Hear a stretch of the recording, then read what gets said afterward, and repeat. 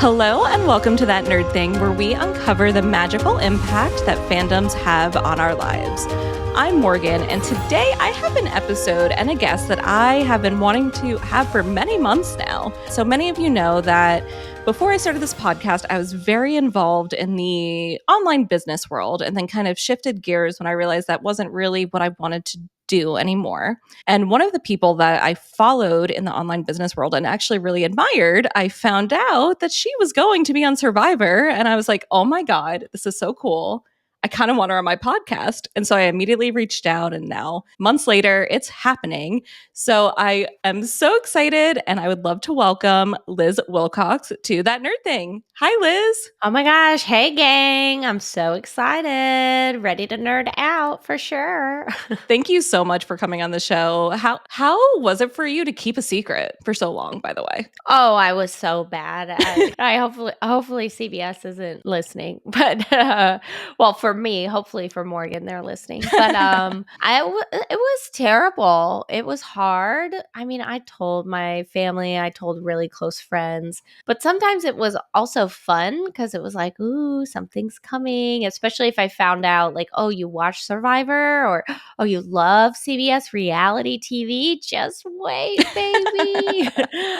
So that part of it was actually really, really fun because then I got to, like once the trailer hit, I still couldn't talk about it publicly. But if people asked me like, oh, was that you?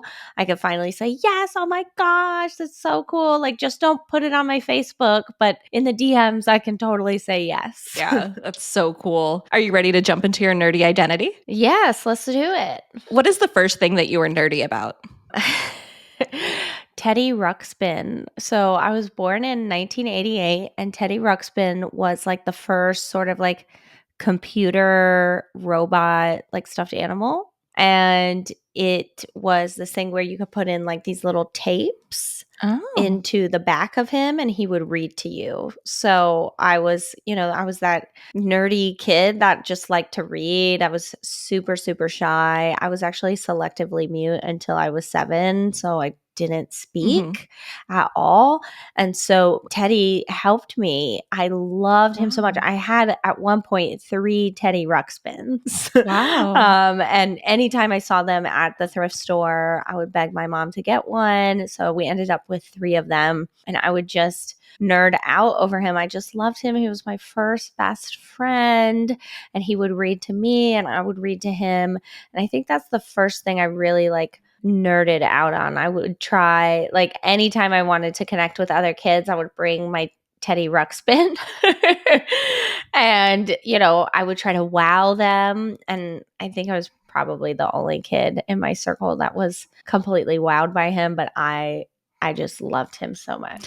I love that, though, because it shows, again, that nerdiness is so much more than just an escape. The things that we nerd out about can really help us heal and work through things in so many different ways. Yeah, he was my buddy. He, I think that they even had like a VHS of him that was like, like sometimes they have, like, he never got his own show, but they had made like these VHSs, I'm pretty sure, and I would watch them, and it came with his own separate books. And yeah, it was a way of me as this shy kid who didn't know how to interact in the world to like come out of her shell. So shout out Teddy and the gang. Aw. What is your favorite nerdy thing? My favorite nerdy thing is Survivor. I mean, come on. And it wasn't like that until I actually played. I was a fan of the show. I liked the show. If anybody talked about the show, I'd be like, oh yeah, da da da. But now that I've played, I am so geeky about it. Like, I'm looking in the corner, I have my torch. In the closet, I've bought like all sorts of memorabilia from the show since being on the show. I just bought my first house, and I'm sitting in my office. It's not decorated yet, but I can already like see in my head where all my stuff that I bought is gonna go. And my mom was here visiting and she's like, well, what if you did this? And what if, and we were just like totally nerding out. I got her into the show right before I applied. And so it's something that every Wednesday night she texts me. My daughter and I have a tradition of going out to dinner and getting ice cream and then coming home and watching. And we call them Survivor sleepovers. And I talked about this actually on the show. It's just it's like a magical thing. I just love Survivor. I think it feeds because I consider myself nerdy, but I don't think I'm like the typical nerd. Like I'm like super competitive. I'm a crazy extrovert, just all sorts of things. But this is like the one thing, like I've never gotten into Marvel, Lord of the Rings, like all that stuff. Like fantasy does not appeal to me like at all. But for some reason, this really weird competition reality thing appeals to me hardcore. And I've been watching since I was a kid. And now like I've been able to bring my whole family into it, especially since playing. So many more people in my personal life are into it now. And I'm like, ooh, we can geek out, we can nerd out together. And I've just let myself rediscover is a better word, that nerd within myself. Oh, that's amazing. I love Survivor. So you said you've been watching it since you were a kid? Yeah. So, y'all, I was a kid that I just loved reading. I stuck to myself most days. I've always been a kid that liked to go to bed early. Even now, I go to bed before 9. And I had this little black and white TV. And I remember seeing all these commercials for this show called Survivor. I think I was like 11 years old or something when it came out. And I was like, gosh, I really want to watch that. That looks so cool. Like they're living in the woods, $1 million. I grew up super poor. And back then, $1 million was a lot of money. I mean, it's still a lot of money, but it was like, wow, kind of money 25 years ago. And I'm like, oh my gosh, $1 million. I could live in the woods. I live in the woods now. And I remember on this little black and white TV, it was so small, it had a handle, like you could carry it around. And I was supposed to be sleeping and I turned it on and I would watch, Richard Hatch and Sue and Rudy and all, Jervis, who's my all-time favorite on this very first season. And I was like, oh my gosh, I could do that one day. This seems fun, even for a kid like me who's terrified of everything. And I found maybe this is why I nerd out so much with Survivor and, why Teddy Ruxpin was my favorite thing back in the day, was I found that every time in my life something was out of my control or I felt out of control, I had Survivor. Like as a kid, I mentioned I was this really quiet, shy, incredibly anxious person. My parents didn't understand me. My siblings really didn't understand me. And that's when I found Survivor. And I thought, wow, look at these people doing these incredible things. And I'm a competitive person, so it spoke to me in some sort of way. And then, you go to high school, college. I mean, who's watching TV then, And I kind of lost it. Yeah. And then when I was pregnant and had my daughter, I was all alone. My then husband was in the military. He was deployed to Afghanistan. And I was, searching for something to watch on TV because I lived basically in the tundra of the United States. I lived right on the Canadian border. I couldn't go outside with her. And I found Survivor again. And I was like, oh, I used to love the show. I think I could do really well on that show. Let me watch that. And I watched it and I watched it. And then, kid became a toddler. Toddlers need to go outside. Again, you're not really watching much TV. And then when I got a divorce, I moved into a townhouse and they had cable. It just came with my rent. And I was like, oh, Survivor, that's still on? Awesome. And so, I hadn't watched it in 5 years and I started watching it again. And it really was this thing that it seems that every time in my life I really needed it. I'm going to get emotional. Survivor was there for me. Yeah. Wow. I've told that story a million times, but never since I've been on the show.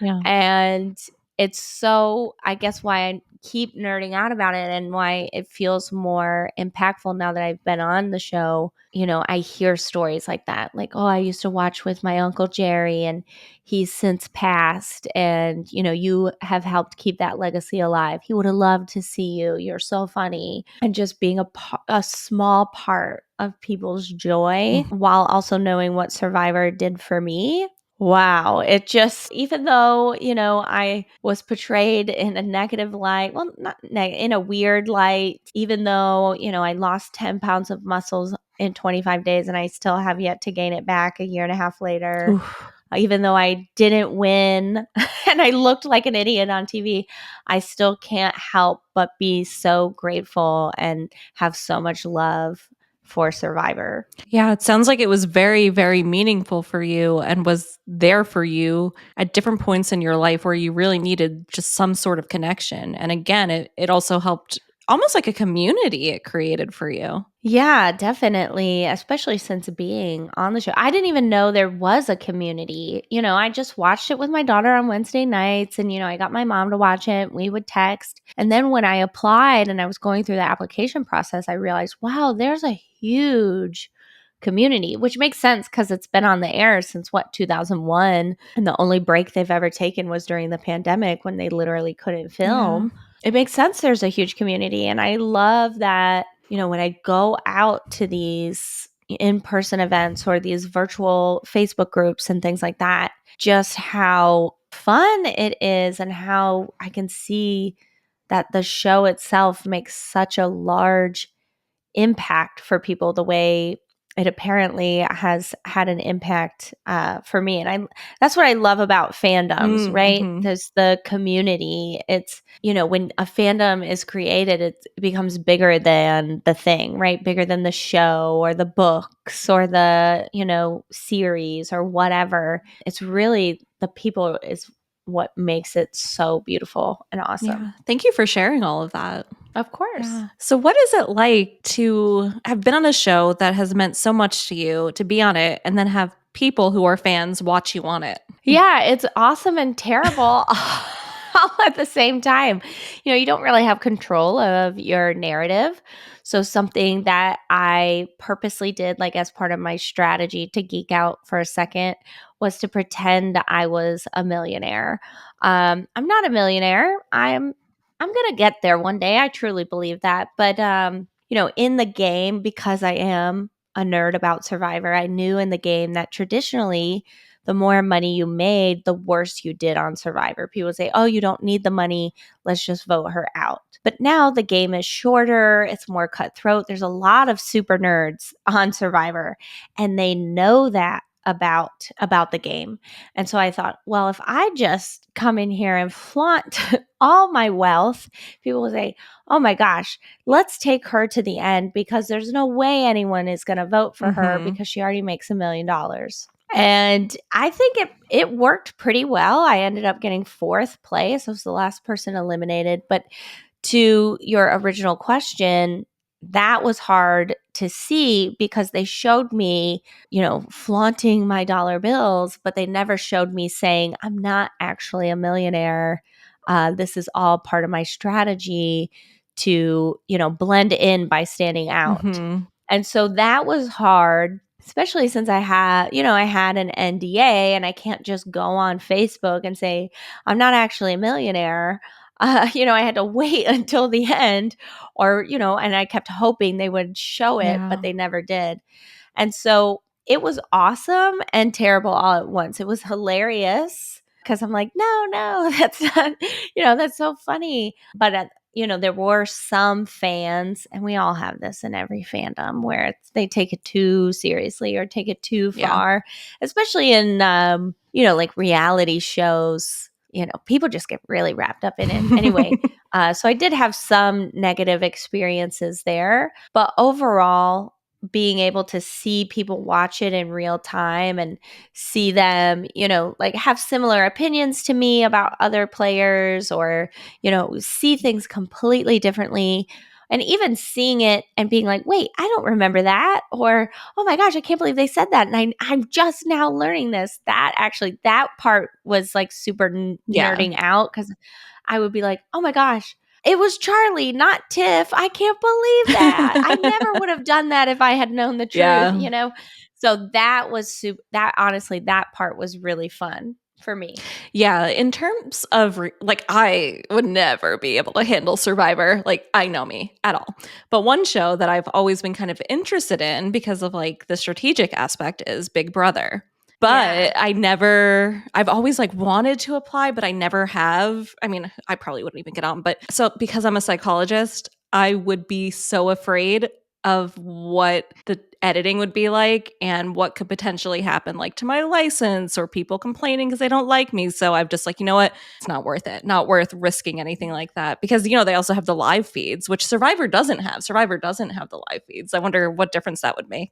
Yeah, it's so interesting. I had never seen Big Brother until after I got off Survivor, because then, of course, I was totally obsessed with every strategy game, And Big Brother's interesting because I mean, they can edit it, but with the live feed, so Big Brother is live, right? It's 90-day game, but the game starts on TV the day the game starts. Where Survivor, we filmed almost a year ago to the premiere date, right? And so it's easier to edit it because they know the end, right? They like, let's tell the best story here. So the ending, feels super great.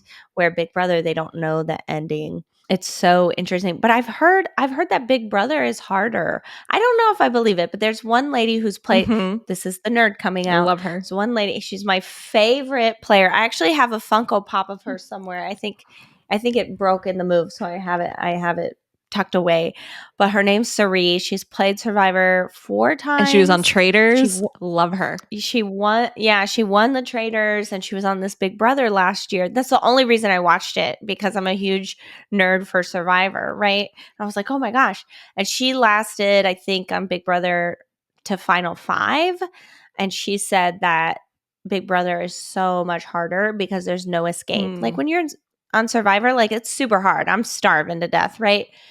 But it's open air. You're on an island.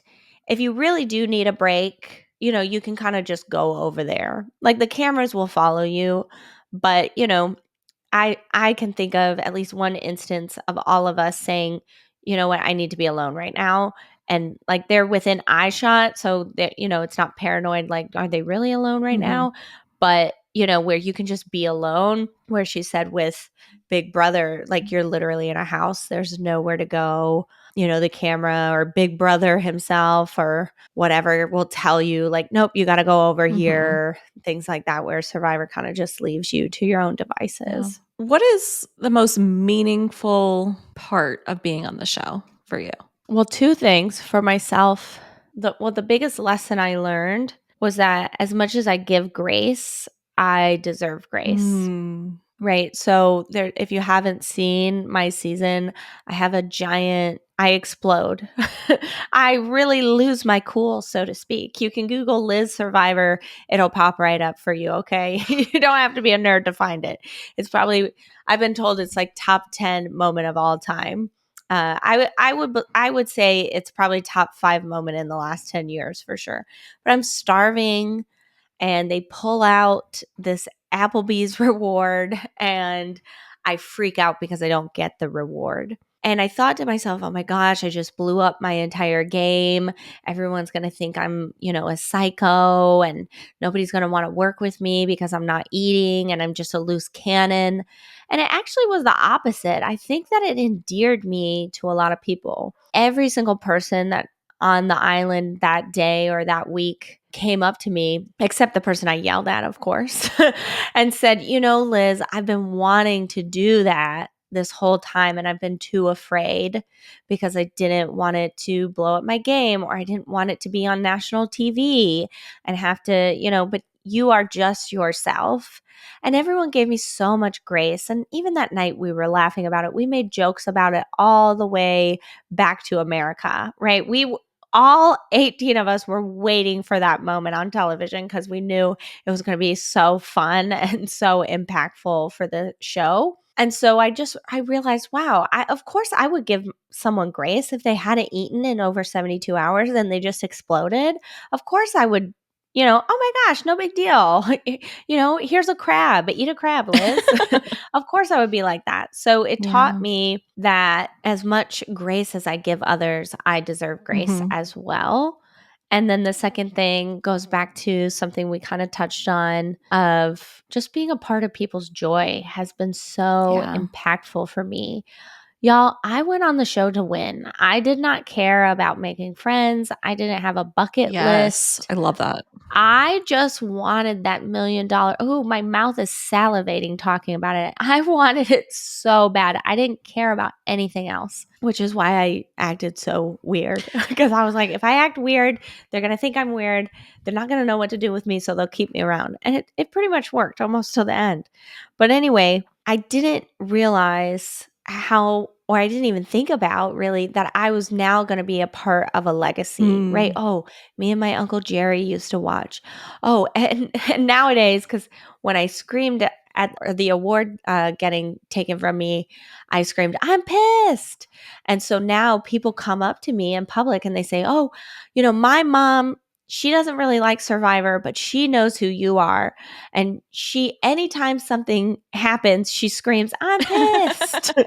And we all just laugh and we just love you. You were so entertaining. And it's just so cool to be a part Mm-hmm. of people's lives like that. I was at the gas station the other day and I was pulling, I put my truck in reverse and this lady runs out of the gas station and she screams, "Applebee's, that's you. I knew it. I knew it." And it's just, I never could have dreamed that I would be a part of what makes them smile and laugh. And sure, they're laughing at my pain, but it was a ridiculous situation and I acted ridiculously.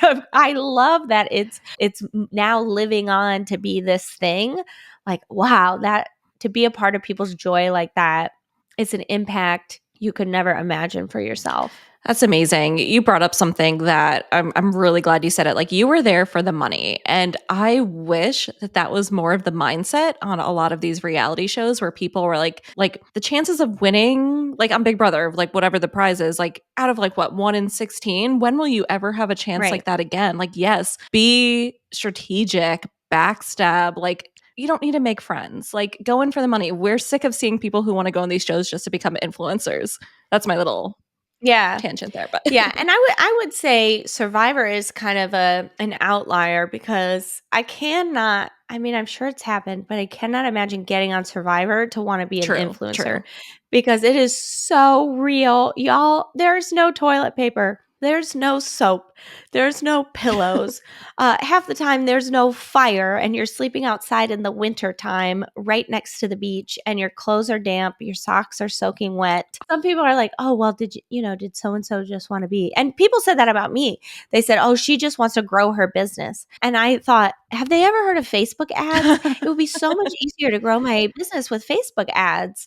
I literally sacrificed my entire body for this show. So I think the majority of Survivor players, they do go in for money, but a lot do go in for the experience, which I did not care about. Like I said, I was not a super fan before. I'm a super nerd about Survivor now.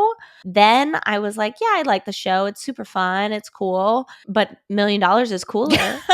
Definitely. Yeah. And it's so funny you brought that up because they edited me to say that I don't need the money. But what I had actually been talking about was the moral dilemma I was having because I was on a tribe with 3 people that made less than, I'd say, $40,000 a year. And I was sitting here with a pretty decent paycheck for my business. And I'm thinking, oh my God, how am I going to take $1 million away from a teacher who works at a school for underprivileged kids and makes less than $30,000 a year? What do I actually need this? And so that's kind of what I was talking about, but they edited it.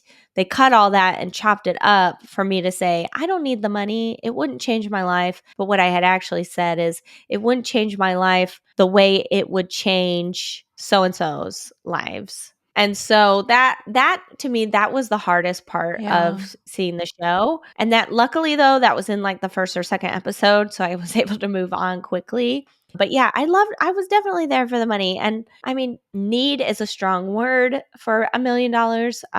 But I definitely could have used it. I support 3 households. Yeah. That would have been really nice. Oh, now I'm sweating thinking about losing $1 million. Hang on.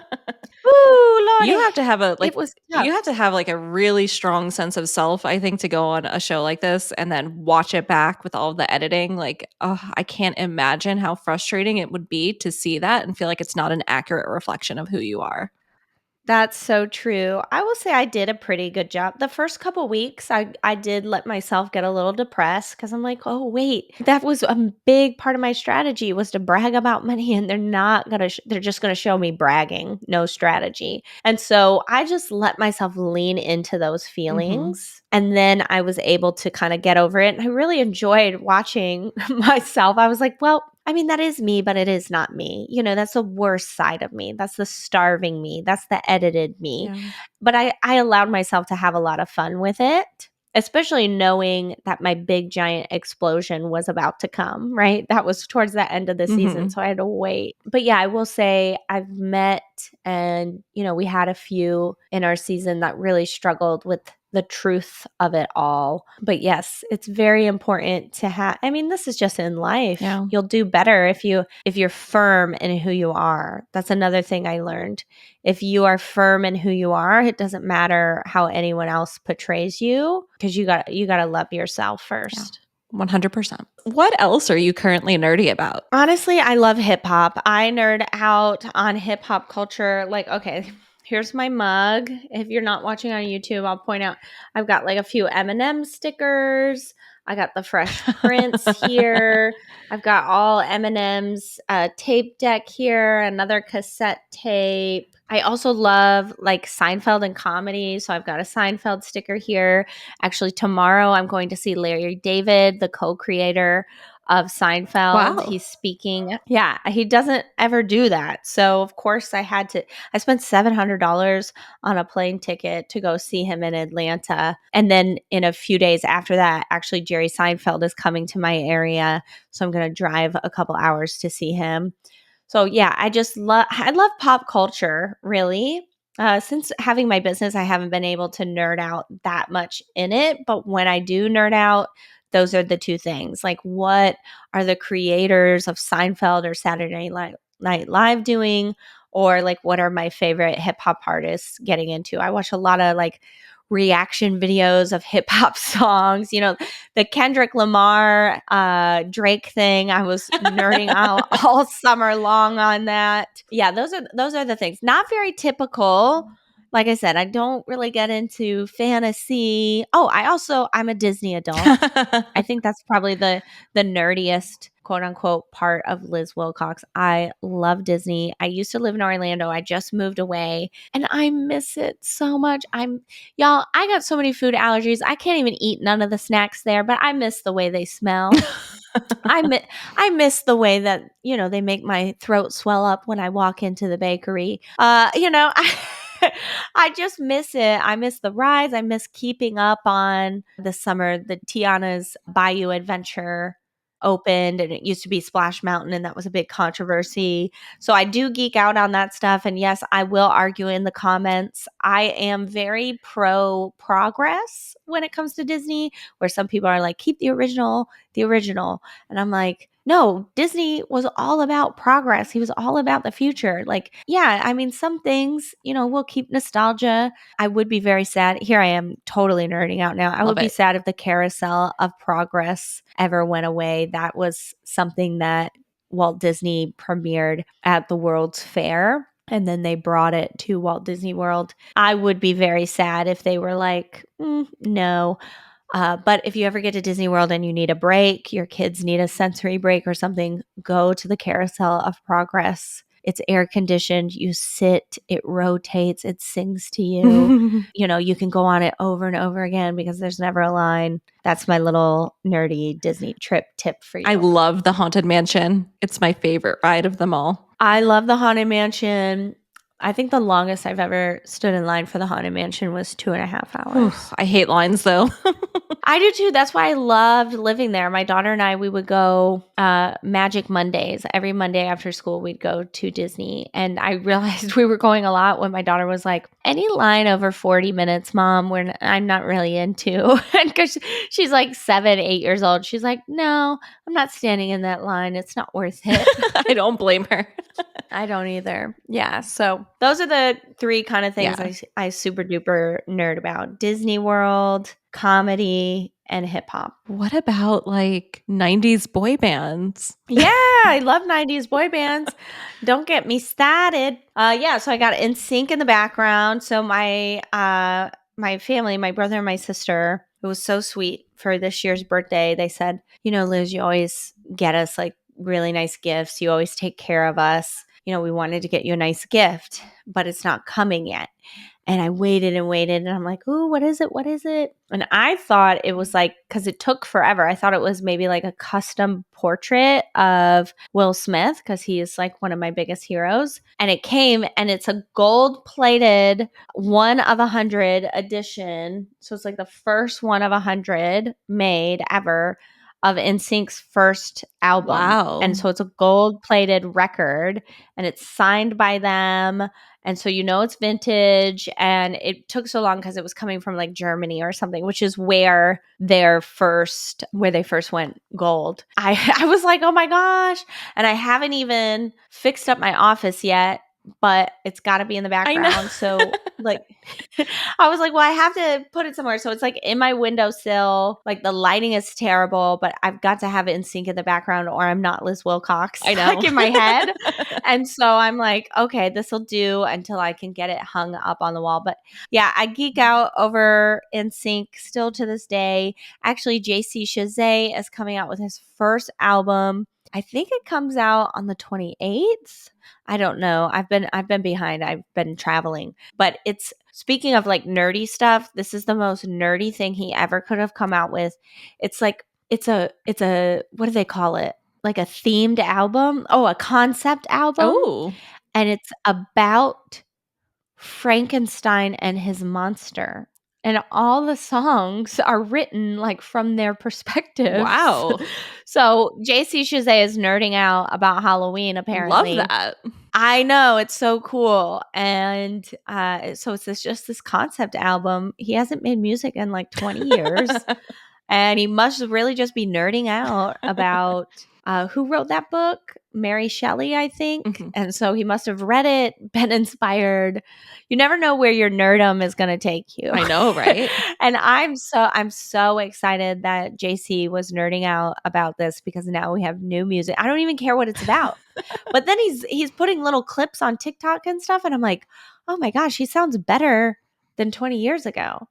And I'm just watching these little 20-second clips over and over. And I'm like, Liz, go to bed. Go to bed. And I'm like, only the sound of JC Chazé could get 30-something-year-old women excited about a Frankenstein album. Like get us swooning over Frankenstein's monster. That's hilarious. But I'm so excited about it. Of course, Justin is on his tour. I learned today he has laryngitis. He's had to move some tour dates around. Lance also loves spooky stuff. I guess JC and Lance have that in common. Lance just released a book, a children's book, because he had twins a couple years. Well, they just turned 3. See, yes, I do nerd out over NSYNC. Oh, and Chris, he just celebrated his 13th engagement anniversary with his wife. So they got engaged 13 years ago yesterday. Oh, and Joey, this is the last one, I promise, because I'm out of men. Joey was just announced as the newest star of the Broadway show And Juliet, which is a Broadway show based on, I think his name is Max something. He's a Swedish singer-songwriter, and he wrote a lot of the favorite pop music of the 2000s. He wrote, for Britney Spears and NSYNC, Backstreet Boys, Whitney Houston, all that. So it's a Broadway show based around all of his songs. So, oh my gosh, Joey Fatone is going to be on Broadway singing NSYNC and Britney Spears and all this. I'm so excited. I love that. I will definitely be going to New York City to see that. So that's what's up with the boys, if you wanted to know. I'm so glad I made sure to bring that up, because I was like, when is she going to bring up, like the boy band stuff? Yes, I love boy bands. I love anything 90s. I mean, right now I've got my 90s like Jerry Seinfeld mullet with a headband, my little crop top. Yeah, I love the 90s. Oh, I even have ankle socks over my leggings right now. Very 88, 91 of me. What does being a nerd mean to you? Being a nerd means, I don't know, it means loving something without reserve. Like I was talking about, oh my gosh, Joey and NSYNC and Survivor. And I think the thing that makes you a nerd or whatever is just loving that thing, but loving it without reservation, right? Without worrying about what other people think.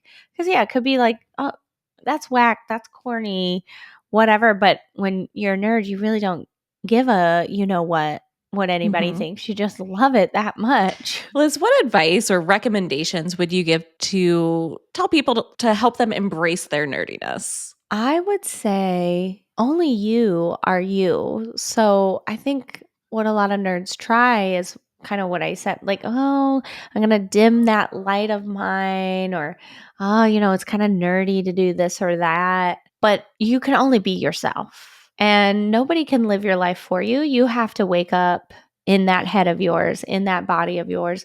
So you might as well do whatever the heck you want. And take it from me as someone who, like I said, was portrayed kind of differently than who I am. And even, my fellow castmates said, oh, Liz, that's not how I saw you out there. Oh, Liz, that's a really weird edit you got. And, I was judged by millions of people in 125 countries this year. That saw, little snippets of myself. But only I am me, and only I know the truth. And it's the same with you and whatever your nerdy little thing is, or nerdy big thing. It doesn't really matter what other people think. In order to be a real nerd, you got to embrace it without reservation. I think I just defined that. So just go for it, babe, because you got to make you happy. The rest will come. Love that. That's a wonderful recommendation. Thank you. Liz, thank you so much for coming on the podcast. I know it's not that easy going on podcasts after being on reality TV, and there's all this like behind the scenes stuff you have to navigate. So I really, really appreciate you making the time and coming on today. So thank you. Oh my gosh, yeah, thanks for letting me ramble on about all the things that I love. Thank you so much, Morgan, and thanks for listening. Yeah, where can people find you? Yeah, of course, you can find me anywhere online. Usually you type in Liz Wilcox or THE Liz Wilcox, and we can nerd out together. Or if you are interested in creating your own content channel and you need to learn email marketing, you can go directly to lizwilcox.com, hit the hot pink button in the top right-hand corner. You can't miss it. That's going to get you everything you needed to get started with email. Awesome. And I will share all of those links in the show notes. Thanks, friends. Everybody, thank you all so much for listening. Please be sure that you are following That Nerd Thing in your favorite podcast app so that you never miss an episode. And I would love it so much if you could please leave That Nerd Thing a 5-star review in Apple Podcasts or Spotify. And if you're watching on YouTube, please be sure to subscribe and like this video. You can get in touch with me via email at thatnerdthingpod@gmail.com, and you can follow the show on social media at thatnerdthingpod. And I'll see you next time.